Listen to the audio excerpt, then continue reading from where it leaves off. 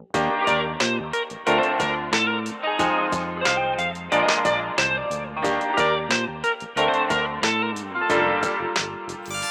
and welcome to episode 25 of the Developers Zen podcast, where we talk about everything in the games industry but from the eyes of two indie devs. My name is Siavash, aka Rainy, and my co-host is Sydney, aka Fem, over that way. Yes, I flipped the camera, hell yeah. It's right now. Wait, do it again? Do it again? Yep, okay, good. Yeah. So today, on another episode of the State of the Industry, we wanted to, there's a lot that's been happening in the past few weeks. Let's do what John Oliver does, where he mentions all the things that he doesn't have time to talk about. Okay, go on. Right. You have the list. Yeah, I do actually. So first of all, Concord, the shortest living live service game, as we can call it probably, had a budget of reportedly 300 million, and I'm paraphrasing that from the sources that have come out. And they shut it down within a week because it didn't have really many players at all. On Steam, they reached about 700 players, and I'm happy to say that SunnySide had about 1,400. So that was something of a victory, I suppose, for me personally. we weren't gonna talk about it, but I do want to say what I don't like to talk Sony. I don't want to just talk shit about them. No, we should just should. But I don't like to talk about SIE stuff because my partner works for them, so I try to stay away from it. But the one thing I will say about Concord is I think it's very representative of a lesson that the industry has been learning over the last couple of years. Just large games that take a long time to make are not worth the amount of time and money it takes to make them. Yeah. And the longer it takes, the more expensive it's going to be. And if you don't hire enough people to make it, it's going to cost more money because you're taking longer. Yeah. And jumping on to whatever the current trend is not how you That's what I was going to say. I feel like there was this period of time where you would make a live service game and it would sell. But I feel like there are two things that are happening. One, live service games aren't just going to immediately become overnight successes just because they're live service. And two, the line between a live service game and a non-live service game are getting really blurry, if I'm honest with you. Because we have even the games that you get on Steam, even the indie ones, they continue to receive significant updates for years now. Do you call that live service? Do you not call that live service? Concord wasn't free. So you can't even say, live service games are freemium games, so that, they're free. Is Stardew Valley a live service game? You could count it, because it's 6 years and it's getting big updates still. So that line is getting really blurry, and then just focusing on it as a live service, I feel like is also a recipe for that. But I think you also have to talk about oversaturation of markets. Yeah. That's a huge part of the conversation, is hero shooters are... Well, here's the thing. Companies should stay away from trying to make hero shooters, because this is now the third hero shooter that has failed and tried to be Overwatch.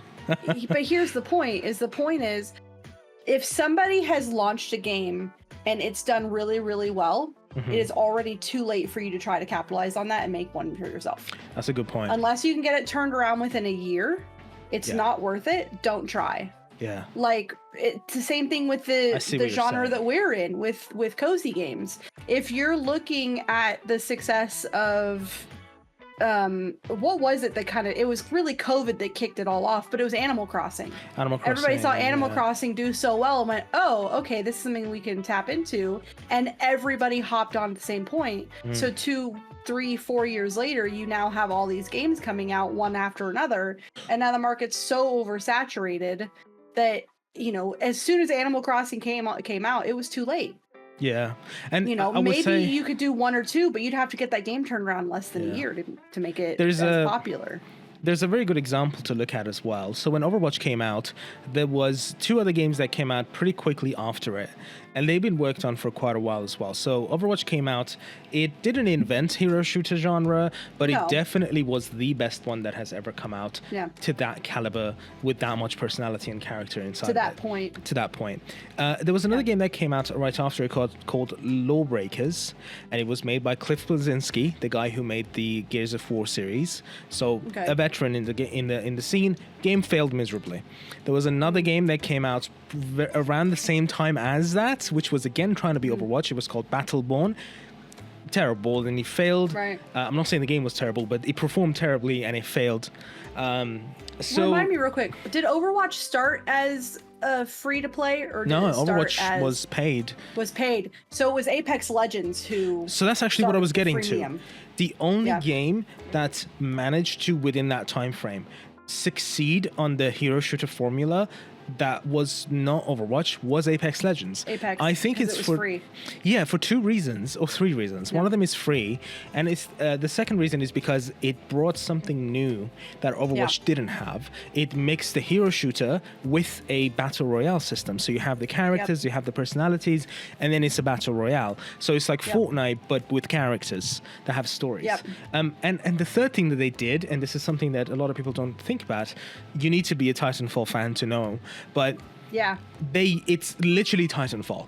Apex Legends is literally Titanfall. They just grabbed Titanfall 2 and then you can see how much of the code is the same.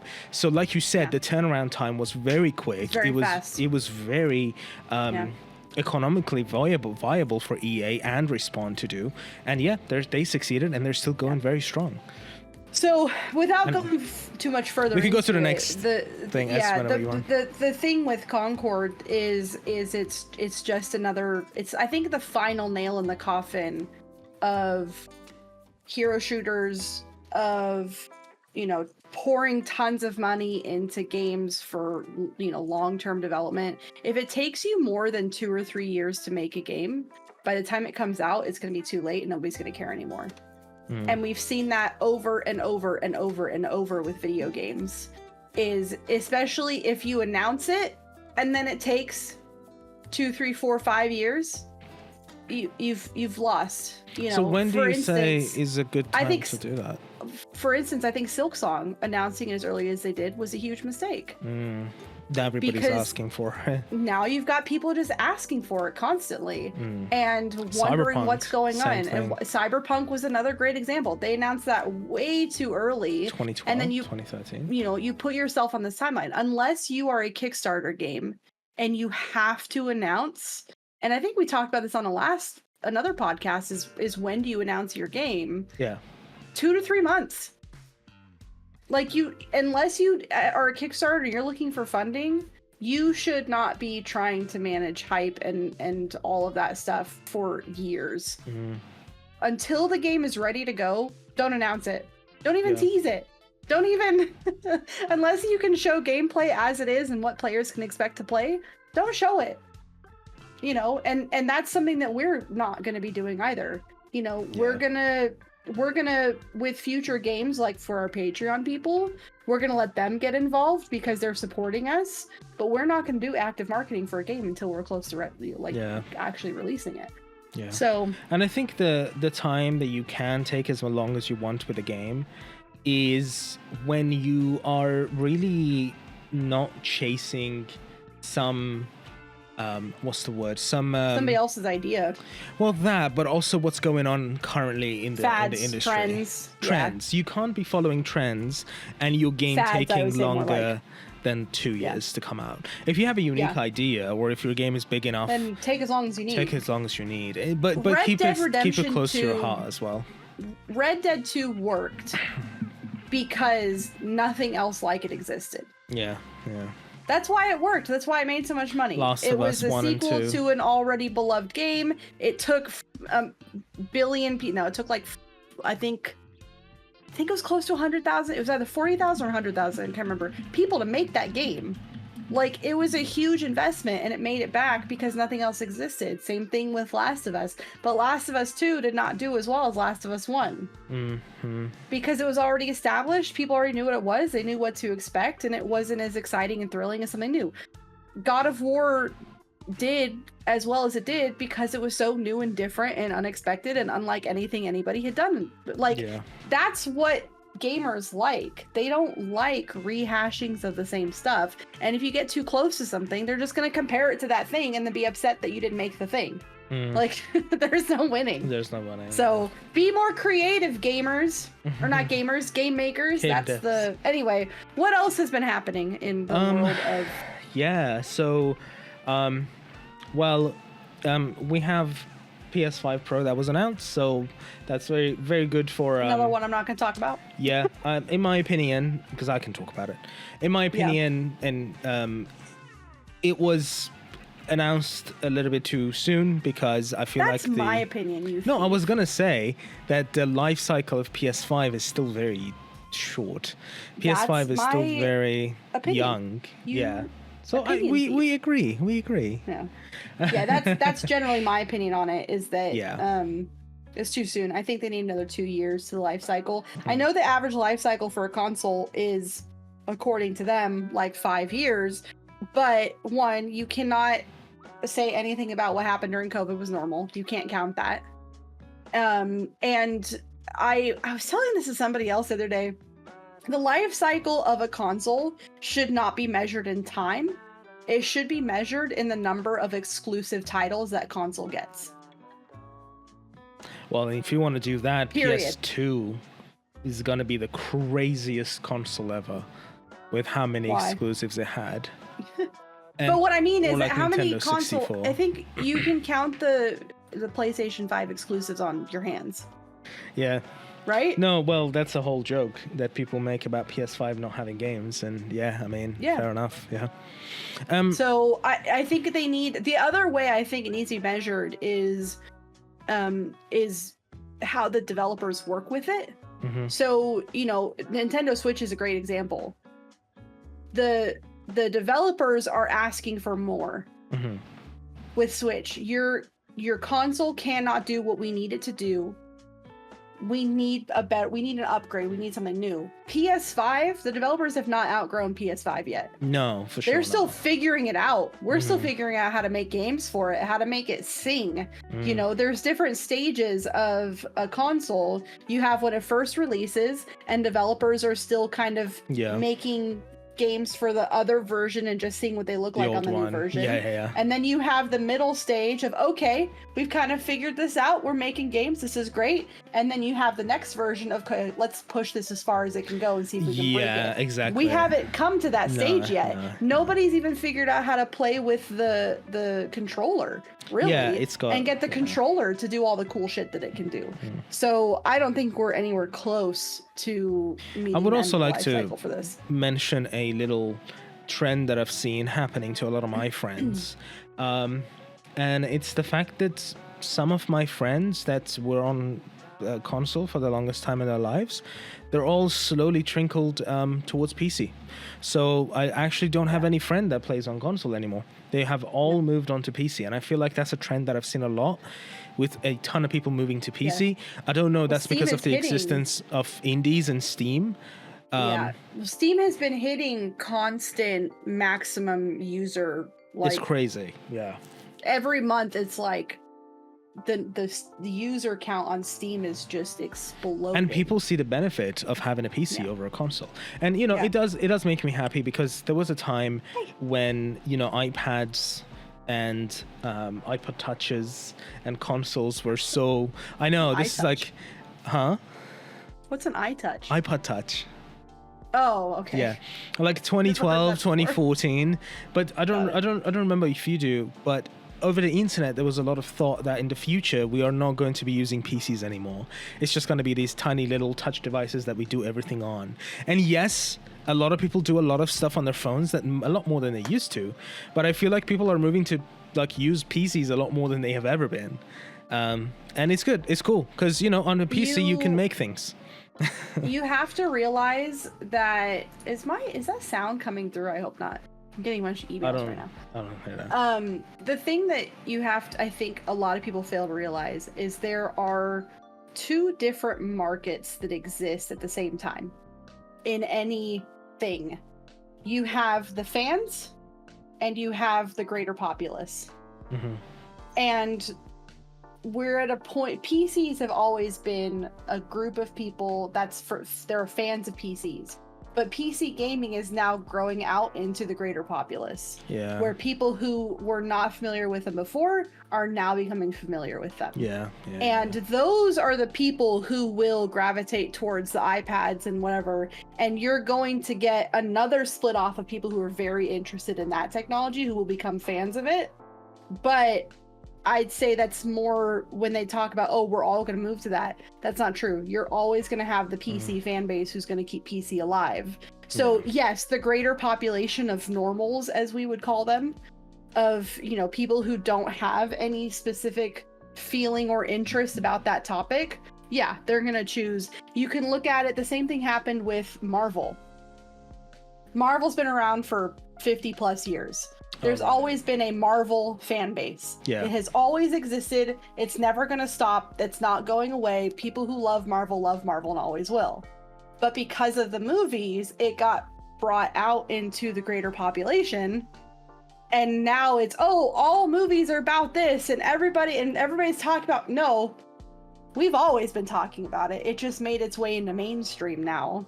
And people are sick of it in the mainstream, and now it's going to go back to being just the fans. Like, that's how all stuff works. So, sure, the greater population, and it might be mainstream for a little while with all the touch devices and stuff, but they're going to get sick of it like they get sick of everything else. It is what it is. Anyway, I'll get off my soapbox. No, that's fine. We can move on to the next thing so that we can actually talk about that other topic that we wanted to talk about. Our main topic for the evening. Yeah, so sorry, I'm just grabbing the article about this one. It finally happened, to nobody's surprise. And Nintendo sued Palworld. Oh, right. So if you are living under a rock or aren't playing games, you might have not seen Palworld. Palworld is essentially, in everybody's opinion, a Pokemon with guns, and it is. Have you played it? I haven't. No, it sounds. I kind of wanted to, but I never got around to it. I've been busy with Satisfactory. I'll be honest, but fantastic game, by the way. You should all go play Satisfactory 1.0. We should play it. Palworld, I've seen back when it came out. I saw a lot of people on Twitter making very, very good comparisons, and there is a ton of really close, like just way too close of a designs when it comes to the pals, I guess, you have in Palworld. Well, but it's actually, I'm going to interrupt you real quick because, and this is why I didn't really want to talk about this, is because it's more complicated than people think it is. Sorry, I'm eating a Tums. Is that's not why they're being sued. Well, yeah, really they're following. They're just suing them over the infringing on Pokemon IP, right? No. And that's why everybody's confused. And that's, again, why I didn't want to talk about it. But they're suing them for patent infringement. Okay. Oh, yeah. Nintendo likes to patent specific game technology that they've developed within software, which a lot of people don't love. Yeah. And you can imagine so that's why they're going after them, and it's probably the only way they could go after them. It was probably determined that they couldn't go after them on the basis of the designs because they weren't close enough. Because if you want to do infringement like that, in terms of art and copyright, it has to be exact. Like, if you deviate even a little bit, you're not infringing anymore. So I don't think they really had a case to, and that's why they didn't go after them for that. They went after the patent infringement. So it's complicated. The other thing is the fact that Western American law is so different from Chinese and Japanese law that I couldn't even speak to, how any of that works, and speak with an educated guess, if you will. But I'm curious to see how it plays out. Yeah, I'll quote the article quickly from the Game Industry Biz. .biz, and it says, who we use pretty much everything, by the way. If you guys don't know what Game Industry Biz is, you should go check it out. It's games news from game industry. It's not like Kotaku or IGN, and you'll find oftentimes those websites reference quote game industry. So they're kind of the people who break a lot of stories. So this is an update on the article, but it says Pocket Pair has issued a statement about the situation, acknowledging the lawsuit and saying that they will begin appropriate legal proceedings and investigate into the claims of patent infringement. And it seems like the company has not been further informed about which specific patents or patents it's accused of having infringed upon, saying they have been not notified of such detail. if the lawsuit was again, this could be totally different. If this was an American case, once the lawsuit's filed, it's public, everybody has access to it, and you know exactly what's being claimed. So I don't know what's happening. Yeah. I am just gonna watch from the sidelines and see what happens. Yeah, with some popcorn. Yeah, and we won't be making any games that involves any kind of catching and releasing anything. Yeah. Here's the thing. Newsflash: I've never been a Pokemon fan. I don't hate it, but I didn't grow up with it. I grew up with Sonic. I'm a Sonic fan, so I don't have much of a nostalgia for it. To each other. Well, you know, when you would grow up, you would either have a Sega or a Nintendo, and then if you had a Nintendo, you would get a Game Boy, and then you would get Pokemon. That's pretty much the natural life cycle of a lot of people. Did you have a Sega handheld then? No, they never. Well, Sega had handhelds, but they never came to Iran. So we moved to Sony, so I had a PSP instead. So, yeah. Right. I never had a Game Boy growing up. I never had a DS. I bought my first DS when I was 20 or 19. Okay. And that's because I went hunting N64, for it.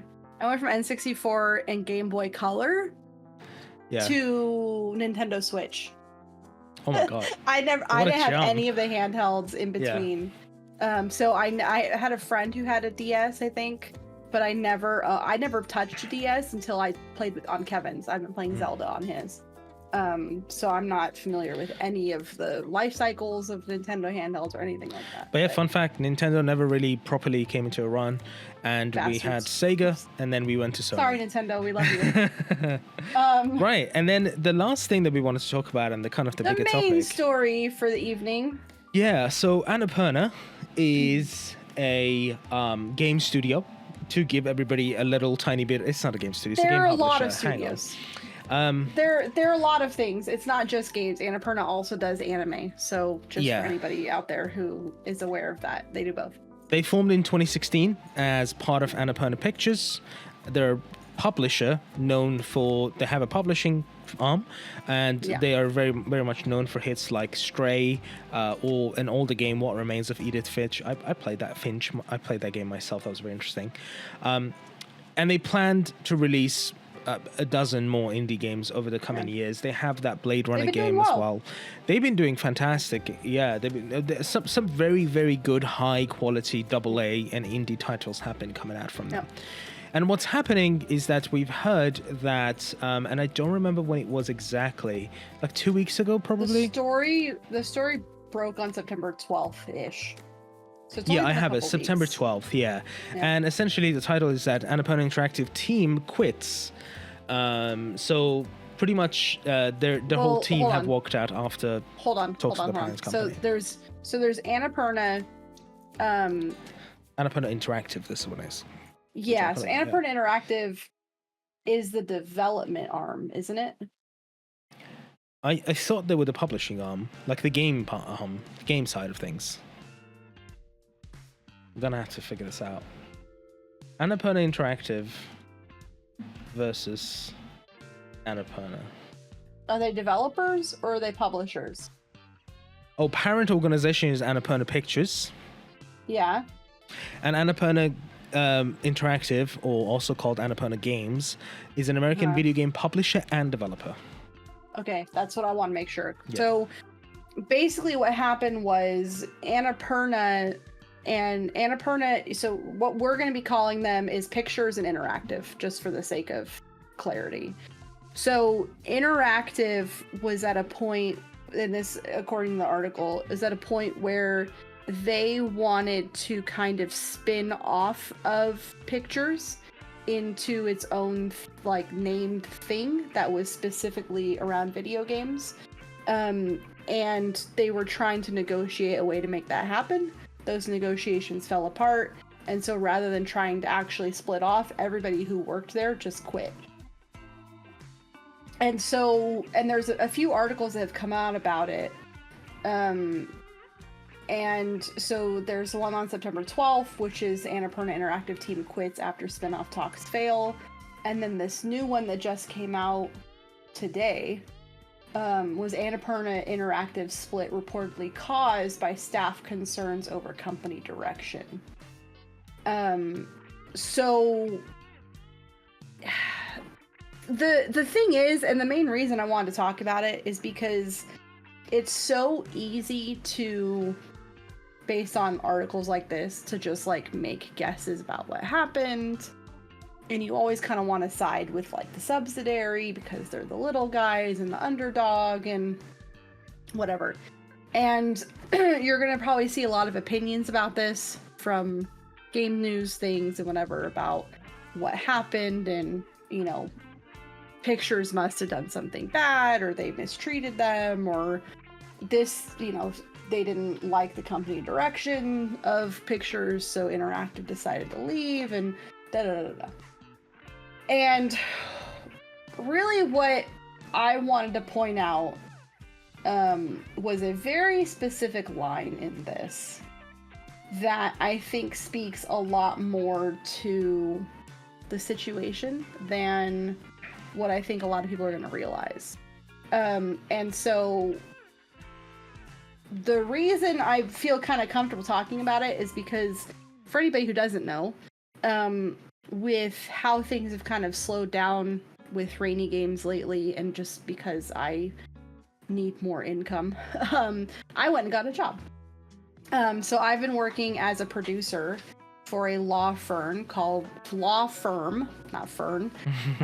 Premack Rogers Downs. They are an entertainment law firm based in the US. It's a remote law firm, so lawyers are kind of all over the United States.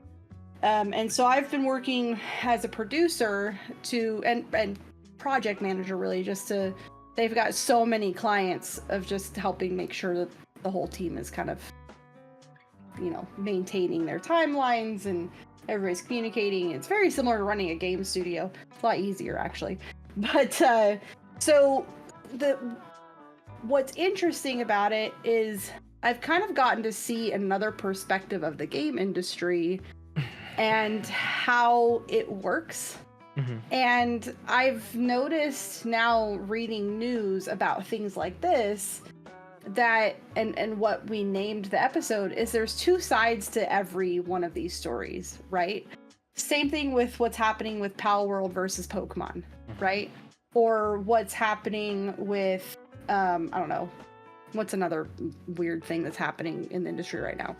But I don't know. No, I can't think of anything right now. If I carry on. Anything public, right? Yeah. But there's always two sides to all these stories, and each side thinks that they're right. And there's never obviously a winner and a loser. This is why in the United States we have trials by jury, because everybody's going to see things in different ways and everybody's going to have their own opinion. And so with something like this, it's really easy to be like, oh, you know, go dev team, they walked off because they weren't getting what they wanted and whatever. But it's a really interesting sentence in here, and I wanted to read it. So just for like another little recap. So this is quoted from an article. It was already known that the team walked out due to a breakdown in negotiations to spin off its games division from its parent company, Annapurna Pictures. According to IGN, they're quoting somebody else. The plan was for a new company called Versett to be created out of Annapurna Interactive, which would become Annapurna's indie arm. Okay, So that's kind of what's happening. But if you go down, it talks about how there was a deal that was happening between like Annapurna Pictures and Remedy Entertainment, and and during all of this, Annapurna Pictures terminated the discussion to spin off Interactive. The company, Annapurna Pictures, claimed that this was due to Interactive's head, Nathan Gary, and his lack of response to requests for feedback on legal drafts.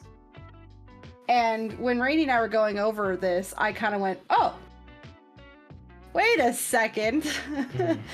That's a thing right there. And Rainy was like, I never would have caught that. But it's easy to claim that somebody's the good guy, but you also have to realize that sometimes those same people will set themselves up to look like the good guy to situation. And so it's very possible that they saw what was coming, stopped the negotiations themselves by not responding to legal drafts, let Annapurna do all the bad things, and then they can blame them. So I'm not saying that's what happened, but I think really the thing that I just want to talk about this was like, you never really know who's doing what, unless you're a fly on the wall and like CC'd on every email and you can read all the communications. We don't know, and frankly, we're never going to know. Yeah. You know, that's the reality of it. Yeah. And I was saying earlier, the internet is very quick on passing judgment without having all the facts. I mean, it happens a lot. It happens to companies, happens to influencers, happens all around the place.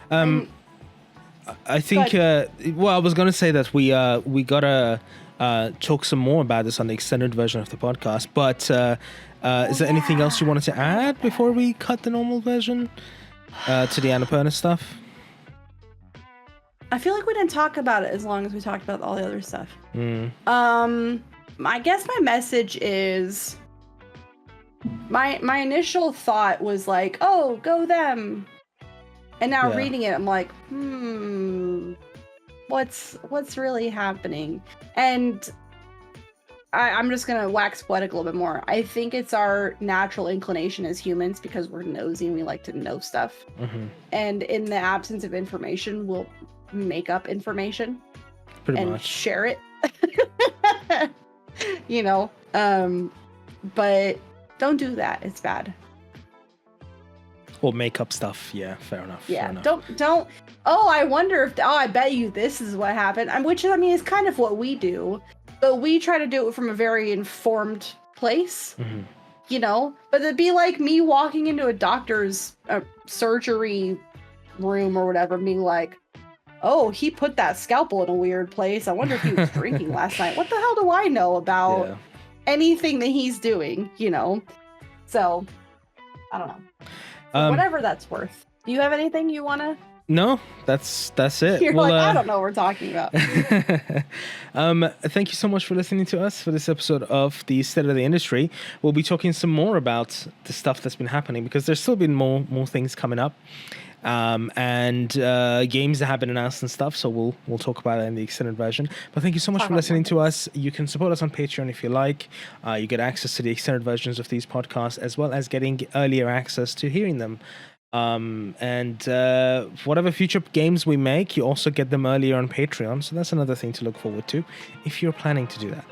So thank you so much for listening to us, and we will see you on the next episode. Bye.